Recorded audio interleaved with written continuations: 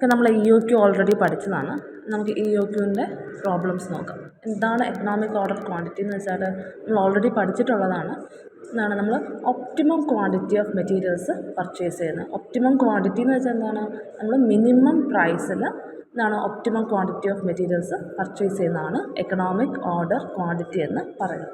അപ്പോൾ നമ്മളിവിടെ minimum price ഉദ്ദേശിക്കുന്ന രണ്ട് കാര്യങ്ങളായിരുന്നു. ഏതൊക്കെയായിരുന്നു? ഒന്ന് ഓർഡറിങ് കോസ്റ്റും രണ്ടാമത്തേത് ക്യാരിങ് കോസ്റ്റും.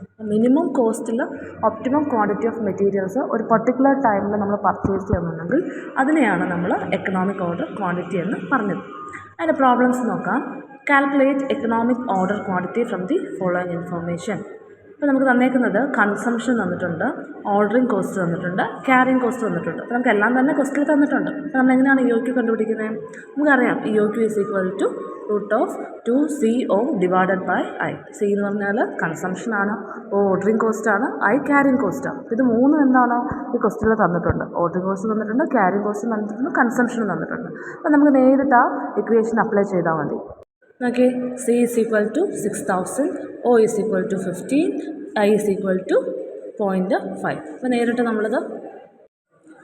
അപ്ലൈ ചെയ്യാം. E O Q is equal to √2CO divided by I. 2 common ആണ്. 2 ഇൻറ്റു സി എന്ന് പറയുന്നത് 6000 ആണ്, ഒ 15 ആണ്, ഐ 0.5 ആണ്. അപ്പോൾ നമ്മൾ റൂട്ട് അപ്ലൈ ചെയ്ത് വരുമ്പോഴത്തേക്കും നമുക്ക് കറക്റ്റായിട്ട് ആൻസർ കിട്ടും 600 യൂണിറ്റ്സ്. അടുത്തൊരു പ്രോബ്ലം കൂടെ നോക്കാം. From the following information, find out economic order quantity, the number of orders placed in a year, time gap between two orders. നമുക്കറിയാം ഇ ഒ ക്യു എങ്ങനെയാണ് കണ്ടുപിടിക്കുന്നത്? √2CO ഡിവൈഡഡ് ബൈ ഐ ആണ്. നമുക്കിപ്പോൾ നോക്കിയതാണ്. നോക്കിയാൽ എന്തൊക്കെയാണ് തന്നേക്കുന്നത്? സി തന്നിട്ടുണ്ട്, കൺസംഷൻ അല്ലെങ്കിൽ സി തന്നിട്ടുണ്ട്.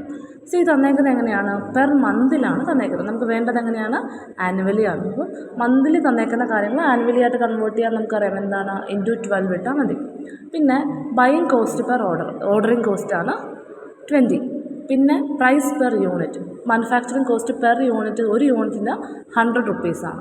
Storage and carrying cost as a percentage of average inventory, ഇതാണ് ഐ എന്ന് പറയുന്നത്. ഇൻവെൻട്രി ക്യാരിങ് കോസ്റ്റാണത്. അത് നമുക്ക് 12% ആണ് തന്നേക്കുന്നത്. നമ്മൾ എന്തിൻ്റെയാണ് 12% എടുക്കേണ്ടത്? പ്രൈസ് പെർ യൂണിറ്റിൻ്റെ 12% എടുക്കണം. അപ്പോൾ കൺസംഷൻ നമ്മൾ കണ്ടുപിടിച്ചു 10 × 12. ഇയറിലോട്ട് കൺവേർട്ട് ചെയ്തു. ഓർഡറിങ് കോസ്റ്റ് ഓൾറെഡി കോസ്റ്റിൽ തന്നിട്ടുണ്ട്. ക്യാരിങ് കോസ്റ്റ് നമ്മൾ 100ൻ്റെ, അതായത് പ്രൈസ് പെർ യൂണിറ്റിൻ്റെ 12% 12.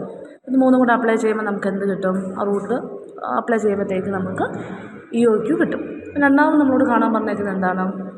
രണ്ടാമത് കാണാൻ പറഞ്ഞേക്കുന്നത് the number of orders placed in A year ആണ്. ഒരു വർഷം നമ്മൾ എത്ര ഓർഡേഴ്സ് പ്ലേസ് ചെയ്യണം? അത് നമ്മൾ കണ്ടുപിടിക്കാനുള്ള ഫോർമുല എന്താണ്? Annual consumption divided by E O Q. Annual consumption നമുക്ക് ഓൾറെഡി ക്വസ്റ്റിൽ തന്നിട്ടുണ്ട്.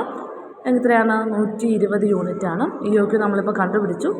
എത്രയാണ്? 20 യൂണിറ്റാണ്. അപ്പോൾ ഇത് ഡിവൈഡ് ചെയ്യുമ്പോൾ നമുക്ക് നമ്പർ ഓഫ് ഓർഡേഴ്സ് കിട്ടും. പിന്നെ time gap between 2 orders, 2 orders തമ്മിലുള്ള ടൈം ഗ്യാപ്പ് കാണാനായിട്ട് നമ്മൾ ഒരു വർഷം 12 മന്ത്സ് ആണ് ഡിവൈഡഡ് ബൈ നമ്മളിപ്പോൾ രണ്ടാമത് കണ്ടുപിടിച്ച നമ്പർ ഓഫ് ഓർഡേഴ്സ്. അത് ചെയ്യുമ്പോഴത്തേക്ക് നമുക്ക് ടൈം ഗ്യാപ്പും കിട്ടും. അപ്പോൾ ഇങ്ങനെയാണ് നമ്മൾ ഈ പ്രോബ്ലം ചെയ്യുന്നത്. നമുക്ക് മിക്കവാറും ക്വസ്റ്റ്യനിലെല്ലാം തന്നെ നേരിട്ട് തരും. നമ്മളത് നേരെ അപ്ലൈ ചെയ്താൽ മതി. ഇപ്പോൾ √2CO ഡിവൈഡഡ് ബൈ ഐ.